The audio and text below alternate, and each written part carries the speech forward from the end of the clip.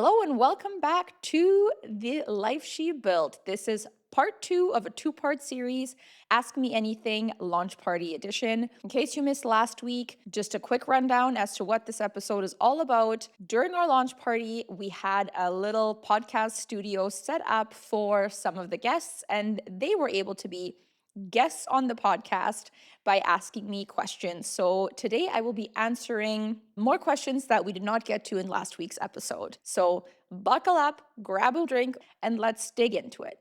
Hey, this is Sammy from the Marg Bar, and I have a question for Sandra. What is one thing you used to do in business to prove yourself that you now realize was completely unnecessary? Ooh, I can definitely answer this one. I think every entrepreneur at some point in their journey can look back at how they maybe used to operate and say, that was not necessary. For me, while there are probably many things that I could think of, the biggest one is overgiving and undercharging. As a wedding planner, especially, we have something that we call scope creep. So, what would happen is a client would pay for a certain package, usually the smallest package that we had or the second smallest. And then little by little, they would ask more and I would give more. And they would ask for this and then I would give this. And then and it would just scope creep would happen. They would just keep creeping up the scope on the ladder without ever paying for it. Now, I can't really blame those clients for it. They were asking. What I was not doing is saying, I'm more than happy to help with that. Here's the cost for that. I was just doing it. And looking back at it, I think that I was just wanting to people please. I wanted to make sure that they felt what they paid for me was worth it, so to speak. If I could give somebody advice now that was starting their journey in business, especially in weddings, that's what I know. I would say don't. There is a way to maintain a boundary with the package that you have sold or the service you've sold while also still being kind and respectful and approachable and relatable. There is a big difference between nickel and diming and just being very closed off to, okay, now I'm going to provide a completely different service at the same cost. So just be very confident in that, and that's what I would say, that I was trying to prove myself that I was worth it, so to speak, and I was just way over giving and not charging enough. Growing up as an immigrant, how did your definition of safety and success change from childhood to who you are today? Oh man, this is kind of a complicated topic because when I was a child, I don't think that I really thought about my moves and our displacement as safety or as security.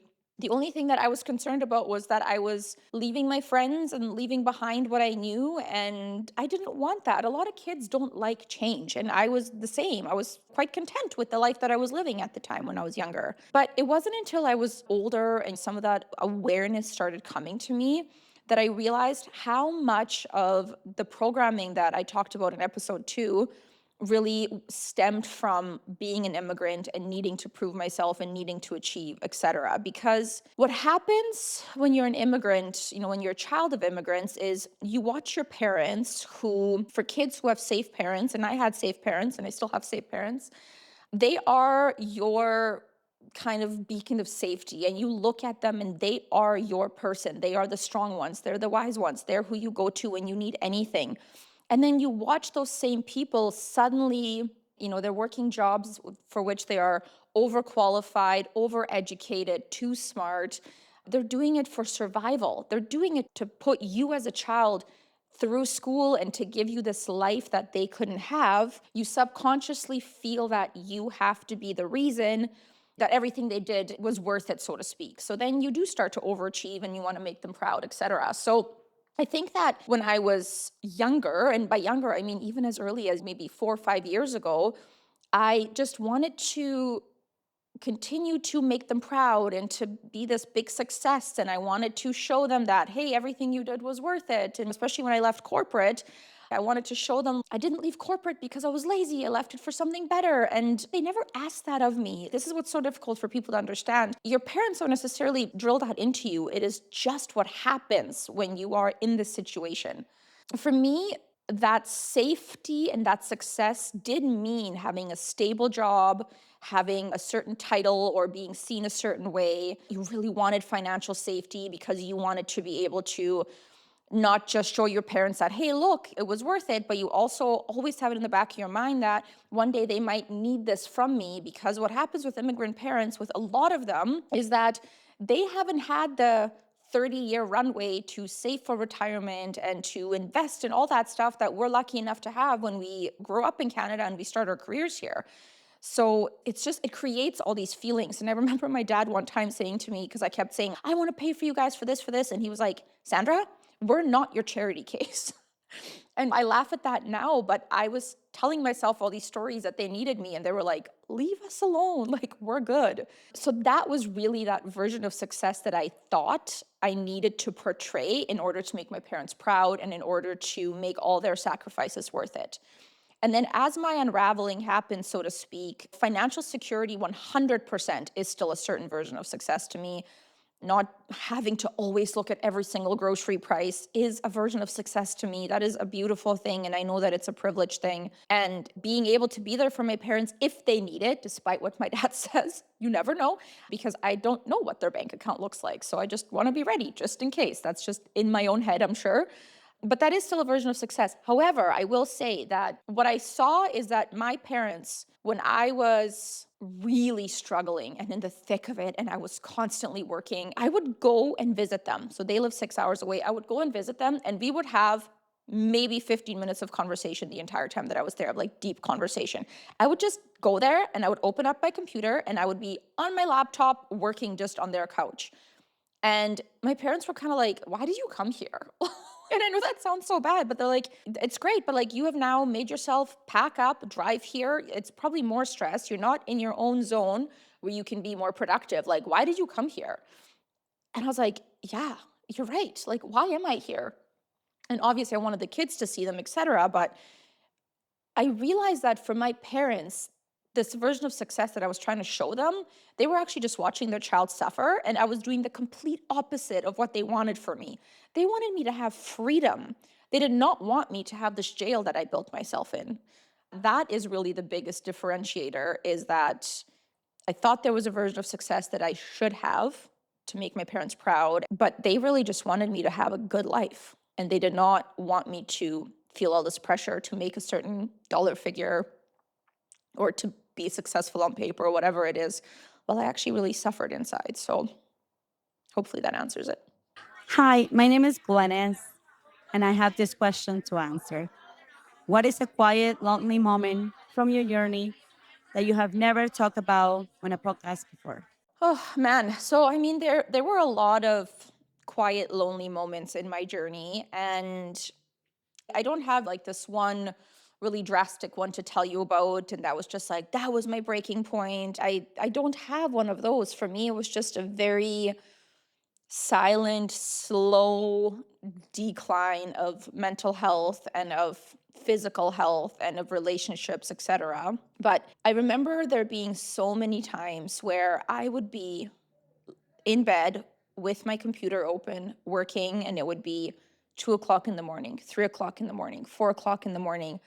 The house was so quiet, and my eyes would be so heavy, like to the point where they were throbbing and hurting.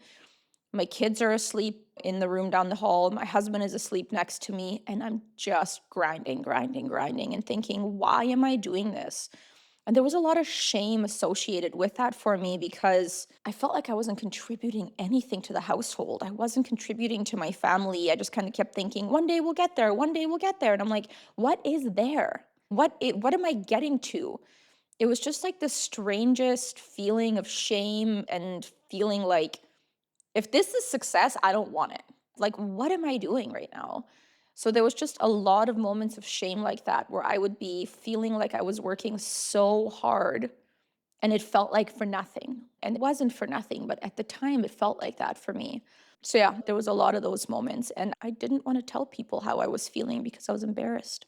Hi, Sandra. It's your girl, Marlena. I've got a question here about your life. How do you navigate the identity shift of being a high achieving professional and a present mom without losing yourself? Really good question. So I think that this is a two-part answer. So part one is when you go from being a professional and then you become a mom, because that is a massive identity shift. And I think that kind of one of two things can happen to women in that, or one of three things. So on one side, they go from being a career woman to feeling, now I'm, quote, just a mom.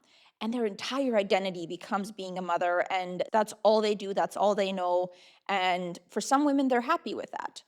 Then there's other women who really, really struggle with that shift of motherhood, and they see themselves still as this career woman, and they want that career, and they're mourning that freedom and that power and that feeling like there's purpose in their life outside of just raising this baby, because when they're really little, they're not giving you much feedback in terms of, hey, you're doing a good job. So it can be really, really challenging. But the third scenario, I think, is what's most common for women, in that they really want both.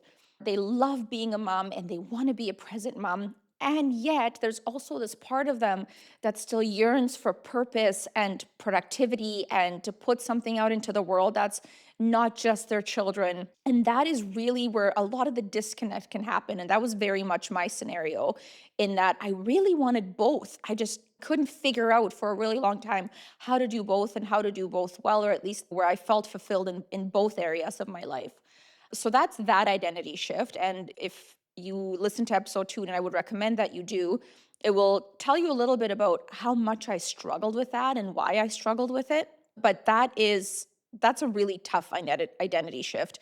And for myself, I got out of that struggle just by a lot of burnout, first of all, and a lot of struggle. And then ultimately just coming to a halt and saying, I need to rewire my brain and I need to determine my non negotiables and hold them so sacred in order for me to actually move forward in a way that I'm enjoying both. Part 2 of this answer, and this is where I am now, is that I don't think that we need to have a, call it, identity shift or a switch between motherhood and being a professional. I think it's just 2 roles of your life, but my identity as a human being is still the same. So my identity, my values, the way, in which I move through the world, those are all very much consistent, whether in motherhood or whether in my business.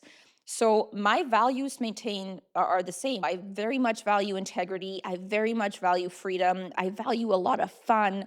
I do value hard work at home and in business. So I take those same values that I try to instill into my children, and I operate my business the same way. I think that you are who you are and you have this identity as a whole human being, and then you pour into 2 different roles with that identity. It's just the tasks look a little different. Hi, this is Haley from St. Albert. My question is, how do you find the energy for joy, music, and martinis when you've had a heavy, exhausting week? I love this question because I don't think that there needs to be a very clear answer to it. So for myself, it can go one of 2 ways. When I've had a really heavy week, the biggest thing is that I really listen to my body. So if it has felt so heavy that I am just feeling drained, and again, I know myself, I sometimes allow that heaviness to be what it is. I allow myself to sit in it. I allow myself to kind of block off the world, to put my phone away or at least not answer any messages or anything that comes through, and just to rest and to watch shows and to lay in bed and just to do whatever my body feels like. I don't force myself to be joyful if it's really, really heavy and if my body's calling for complete stillness and peace and no movement. However, on the other side of that, if the week was a little bit heavy and I'm feeling like I need a release rather than rest, and it's kind of hard to explain how you know that. I think, again, just being really in tune with yourself, I try to give myself little bricks of happiness and joy. So I might leave the week feeling heavy and drained, and maybe I had a difficult interaction with a client or a vendor, or something happened, or it was just too full of a week and I felt behind, or I dropped those balls that I talked about in episode 3. I will put little bricks of joy into myself until I feel extra joyful. So for myself, that might look like getting into the vehicle and turning on a song that I know does something for my heart. And I always have music playing. Music is the way to my soul. So I know myself and to know what do I need at that point. And it's so interesting because depending on how I'm feeling, also honestly, depending on the time in my cycle, I like different music. There are times when I love reggaeton. There are times where I love millennial music. There are times when I love my homeland Balkan beats. So I can feel what I need.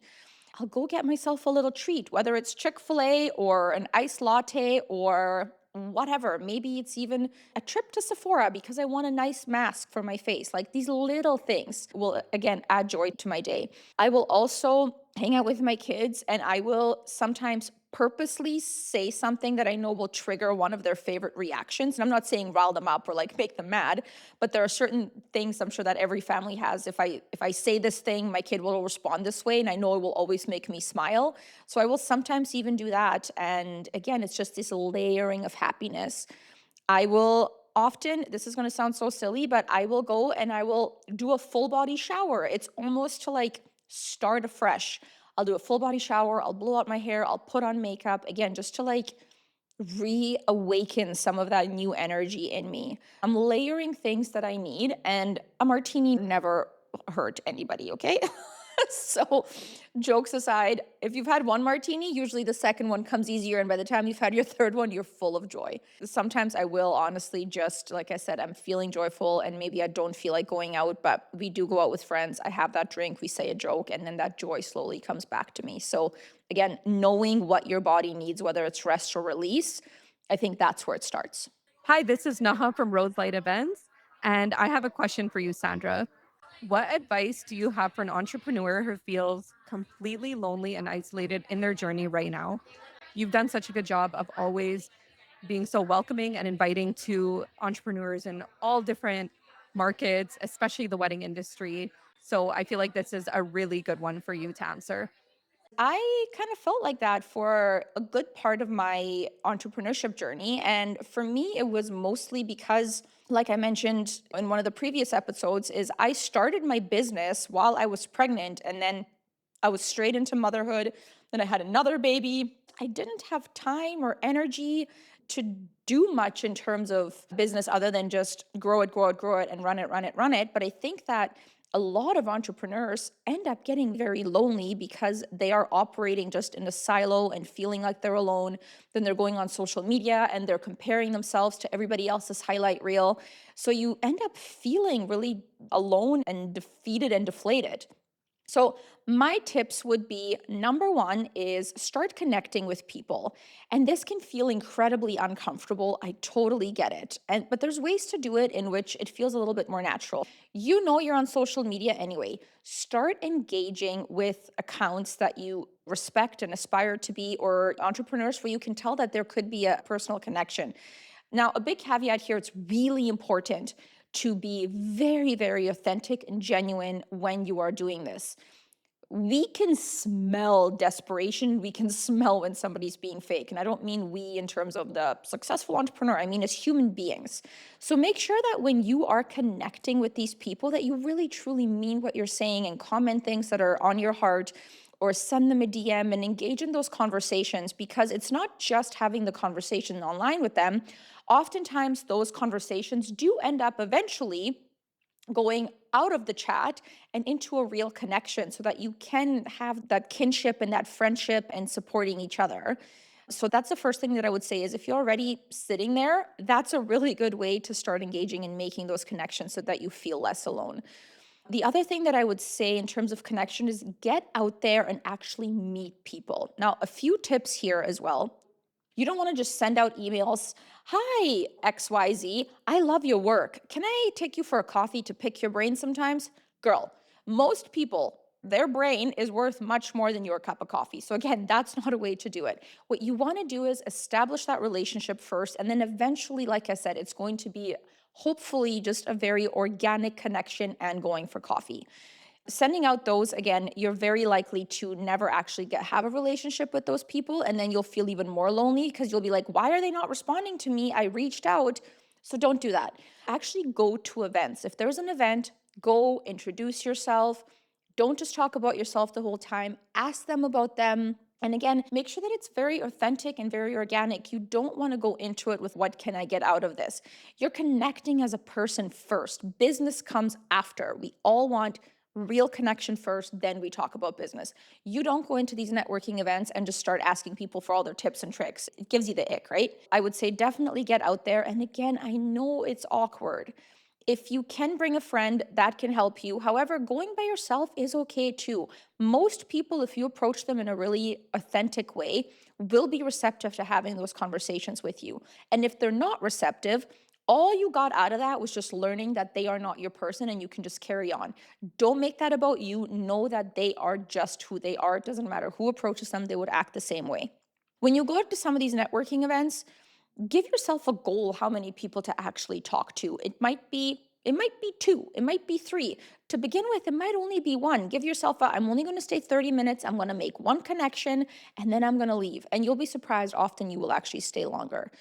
The biggest thing that you can do is just make connections. And I know I sound like a broken record here, but that's how you end up not feeling lonely, because as humans, we don't like to be lonely. It doesn't matter what it is. The third thing that I would say is get a mentor or a coach. It can be in your industry, but it does not have to be. I think that's such a myth that your mentor or your coach has to be in your industry. Of course, that's great, but get somebody that you trust, that you believe in, that you know cares about you as a person and about your success.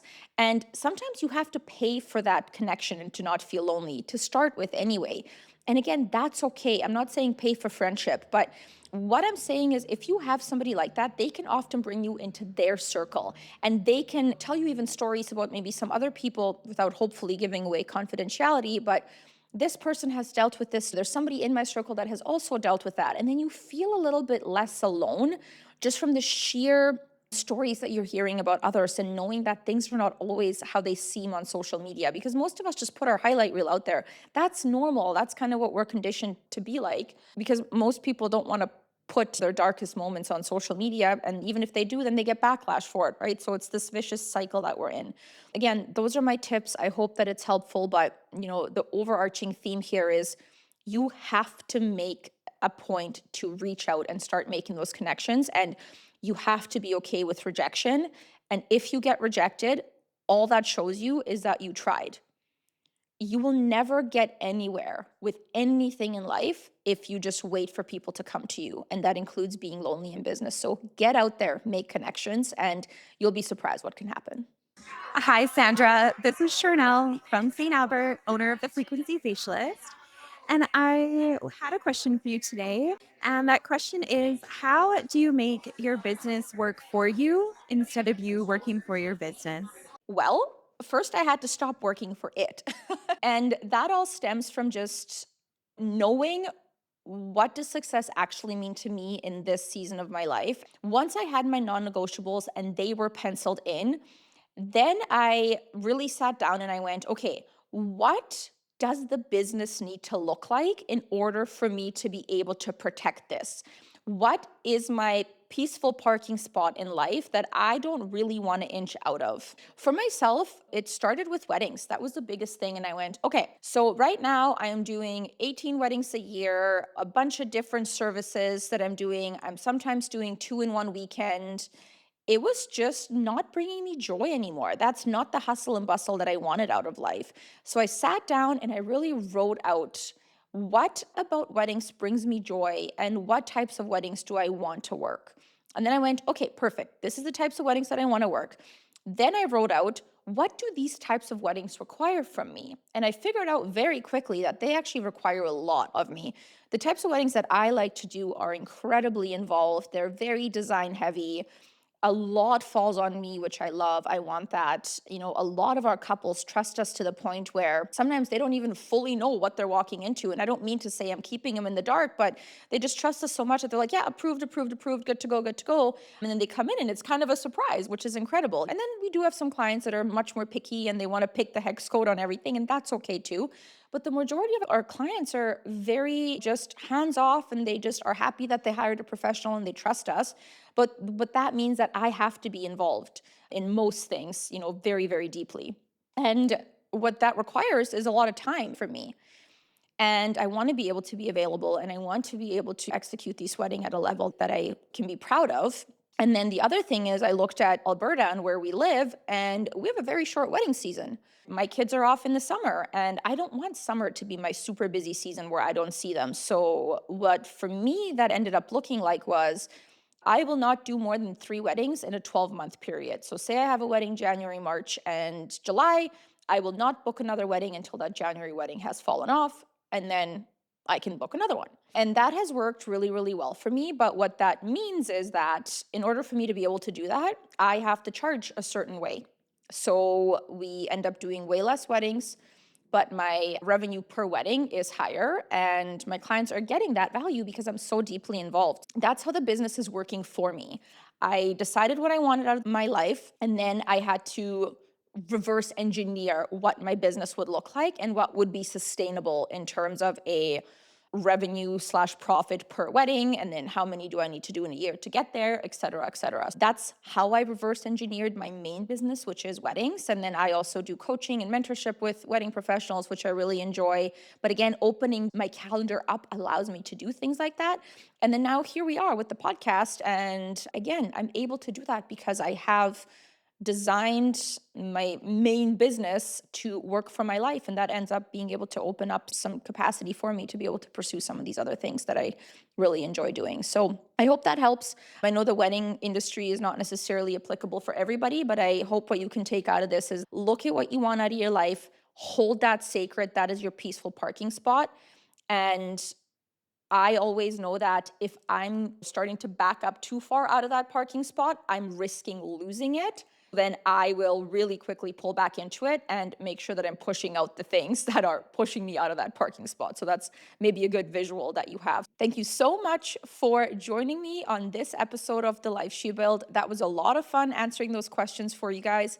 And I'm curious whether or not you relate to any of those. So if you do, head on over to @TheLifeSheBuilt on Instagram and shoot me a DM and let's talk about it. Next week's episode is going to be a little bit spicy. It's a spicy take on something, so I will see you there.